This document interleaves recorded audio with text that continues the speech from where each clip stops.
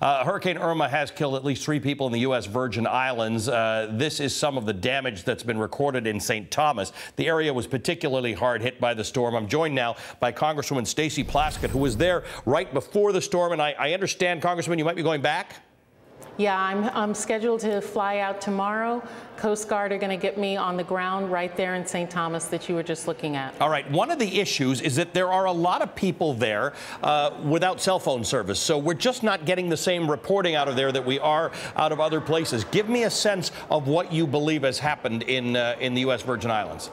Well, surprisingly, there's a lot of internet capability right now, so people are communicating via Facebook. I would tell people that if you're looking for someone, our office set up a Facebook page, USVI Hurricane Irma Alert. And if you go on that public group, you'll be able to find out other information.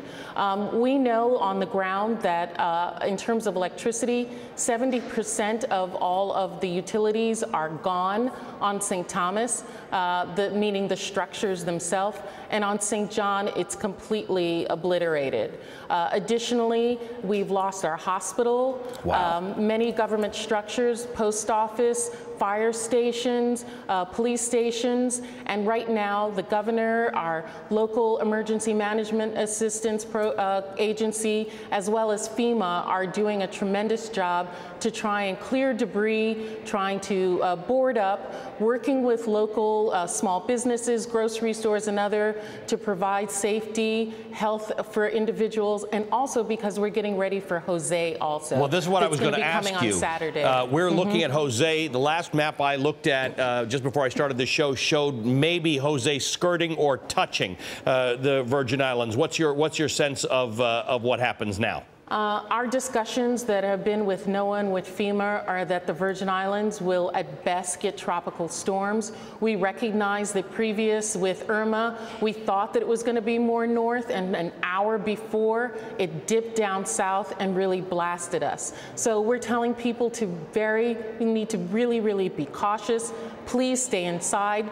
Go in those tremendous shelters that have been put up by the Red Cross, by FEMA, and by others. They're volunteered. We have what you need, and let's ride this one out and then decide how we're going to move forward. You're a member of Congress. I have pointed out to my viewers that 90 members of Congress voted against the funding for hurricane relief to reinforce the coffers at FEMA that are running out today. We're expecting the president to sign that, but it's kind of shocking to me that 90 members of Congress voted against this, because the president put out a statement today that says we're always all together in this stuff. And I think it's important to point out to my viewers, we're not always all together, apparently. But is the Virgin Islands going to get what it needs in terms of funding to repair and rebuild? We've been assured at the beginning of this process, our office worked very much with the leadership, making sure that this was not specific to any one location.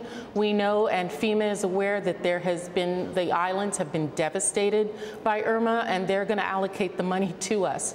This money is a large pot. The Senate added on additional funding, so we have over $15 billion that are going to be available for this small tranche. Speaker Ryan and others have assured us that there will be other supplementals. We've talked on the Senate side as well. The thing that I'm really concerned about is, as you said, we have seemed to be forgotten in the media. I'm really grateful to MSNBC for the coverage that you've given the Virgin Islands and Puerto Rico, remembering that we are part of the United States.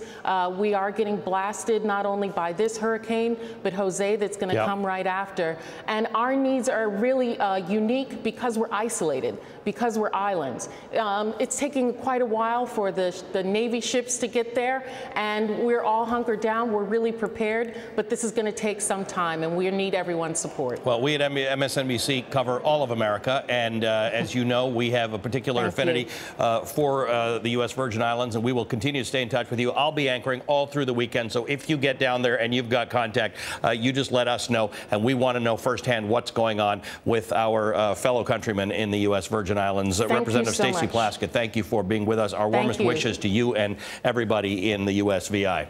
Thank you.